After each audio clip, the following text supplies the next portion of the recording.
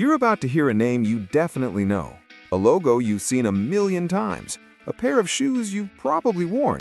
But here's what nobody tells you.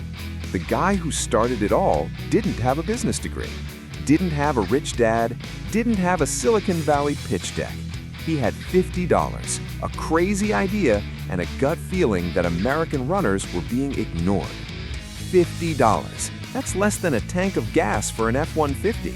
That's a dinner for two at Applebee's.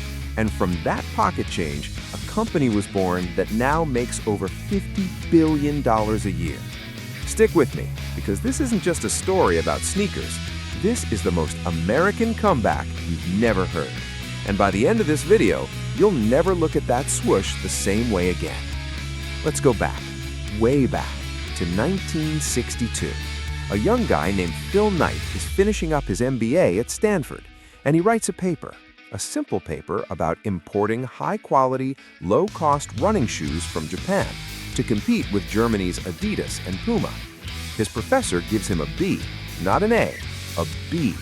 The professor says the idea is cute, but not serious.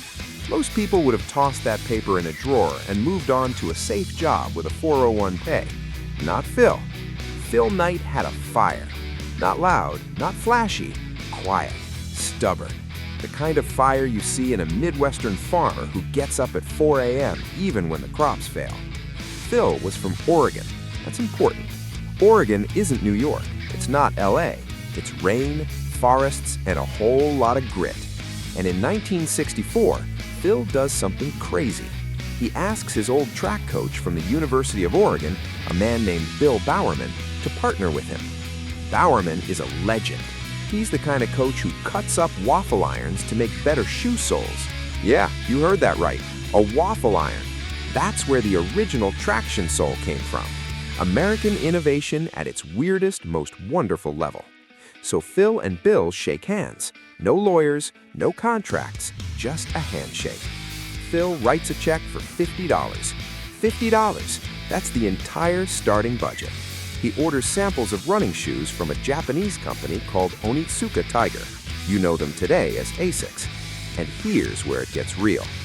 Phil doesn't have a store. He doesn't have a website. He has a car, his own car, a green Plymouth Valiant. He drives to high school track meets all over the Pacific Northwest. He pops open the trunk and he sells shoes directly to runners, cash only.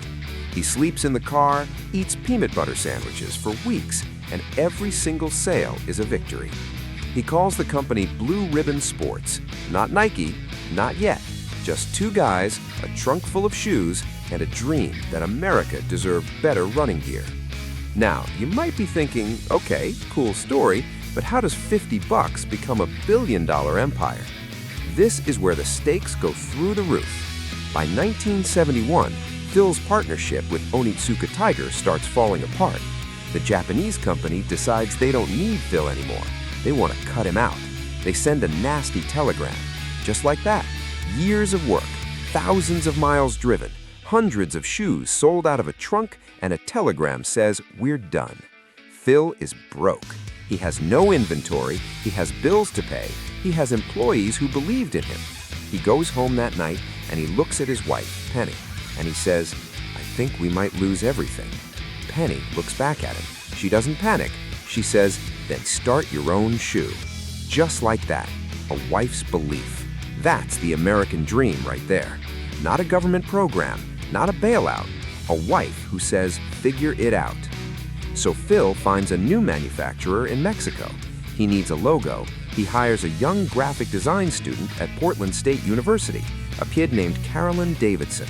She charges him $35. $35. That's less than a pair of Levi's today. She shows him a few options, and one of them looks like a wing, a swoosh. Phil says, "I don't love it, but it'll grow on me."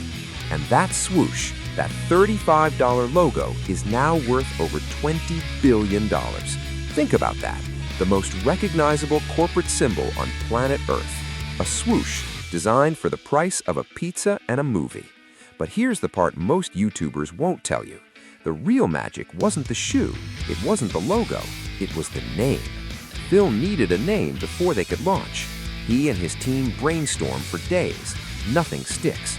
Finally, one of his first employees, Jeff Johnson, wakes up in the middle of the night. He has a dream. In the dream, he hears a name, Nike, the Greek goddess of victory. Phil hates it at first. He wants to call the company Dimension 6. Yeah, Dimension 6. Thank God for Jeff Johnson's weird dreams, right? Phil finally agrees, and in 1972, at the U.S. Olympic Track and Field Trials in Eugene, Oregon, the first Nike shoes appear. They're called the Nike Cortez, and runners go crazy. But let's pause right here, because this is where most business stories turn into a boring list of sales figures. Not on my channel. I want you to feel what Phil felt in 1973. He has a new name, a new logo, a new factory, but he has zero cash flow. Banks won't lend to him, creditors are calling every day. He has a tiny office in Tigard, Oregon, and he can barely make payroll. He and his small team are packing shoes by hand in cardboard boxes and driving them to the post office themselves. One night, Phil is driving home. He stops at a gas station. He has to choose, buy gas for the car or buy food for the week. That's real. That's not a Hollywood movie. That's a 40-year-old entrepreneur, MBA from Stanford, sleeping on a friend's couch because he bet everything on a shoe. And you know what he did? He bought the gas because he had a shipment to deliver the next morning. That's the American dream. Not the trophy, not the mansion, the decision to keep going when every logical bone in your body says quit. Now, here comes the breakthrough. 1974. Bill Bowerman, the old coach, is still tinkering. He looks at his wife's waffle iron one Sunday morning and he gets an idea. What if you pour urethane into the waffle iron? What if you make a sole that's light, grippy, and revolutionary? He destroys his wife's waffle iron. She's furious. But that destroyed waffle iron becomes the Nike Waffle Trainer, the first running shoe with a cushioned waffle-like sole. It hits the market in 1974, and it sells like crazy. Suddenly, runners aren't wearing Adidas, they're wearing Nike, because the Waffle Trainer is lighter, cheaper, better. That's American competition right there. Not patents, not lawsuits, just a crazy old coach and a waffle iron. By 1976, Nike sales hit $14 million, then $28 million, then $77 million, then $270 million. The company goes public in 1980. Phil Knight, the guy who had $50 in 1964, becomes a billionaire on paper. But watch this. He doesn't buy a yacht. He doesn't buy a private jet. He buys a small house in Portland. And he keeps working. Because for Phil, it was never about the money. It was about proving that an underdog from Oregon could beat the Germans, could beat the Japanese, could beat anyone who said you can't. Now, I know what some of you are thinking, but what about Michael Jordan? We're getting there. This is the part that separates Nike from every other shoe company. It's 1984. Nike's doing okay, but basketball is exploding. Converse is the king. Adidas is the king. Nike is a running company. Nobody wears Nikes on the court. Then a rookie named Michael Jordan comes out of North Carolina. He's electric. He's a show. Every shoe company wants him. Adidas offers him a deal. Converse offers him a deal. Jordan wants Adidas. That's his first choice. But Adidas plays hardball.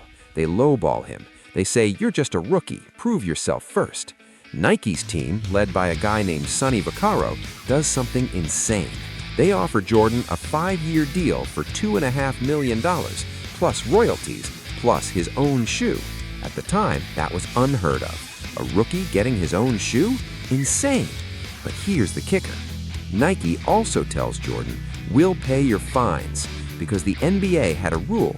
Shoes had to be mostly white, and Nike wanted to give Jordan a black and red shoe, the Air Jordan 1. The NBA fined Jordan $5,000 every time he wore them on the court. Nike paid every single fine. They turned a penalty into a marketing campaign. They said the NBA can't stop you from wearing them. America loved that. Rebellion, style, confidence. The Air Jordan sold $130 million in the first year alone. $130 million. And the rest, as they say, is history. But let's bring this back to you, the viewer, the person watching this on your phone or your laptop, maybe after a long day of work. Maybe you're an aspiring entrepreneur. Maybe you're just someone who loves a good comeback. Phil Knight's story isn't about shoes. It's about belief. It's about refusing to accept the word no. His own professor gave him a B. His Japanese partner betrayed him. Banks laughed at him. Creditors hounded him. And yet, he kept going. Why? Because he saw something that nobody else saw. He saw that American runners deserved better. He saw that a swoosh could mean more than a logo. It could mean victory. It could mean grit. It could mean that a kid from the Bronx, or a farmer in Kansas, or a single mom in Texas could put on a pair of Nikes and feel like they could take on the world. That's the brand. That's the story. That's why Nike isn't just a company, it's a symbol of the American dream. And here's the thing, that dream is still alive. Right now, as you watch this video, someone is sitting in a garage, or a dorm room, or a basement apartment. They have an idea, they have 50 bucks, they have a crazy, ridiculous, impossible vision, and everyone around them is saying, get a real job, be practical, that'll never work. Phil Knight heard all of that, and he didn't listen. So here's my challenge to you. Not tomorrow, not next week, today, right now. What's your waffle iron? What's the thing that everyone else ignores, but you can't stop thinking about? It doesn't have to be a billion-dollar company. It doesn't even have to be a company at all. Maybe it's a book, a podcast, a YouTube channel, a small business, a nonprofit, a garden, a song. The point is, you have more than $50. You have a phone. You have the internet. You have access to more information than Phil Knight ever dreamed of. So what's stopping you? Fear?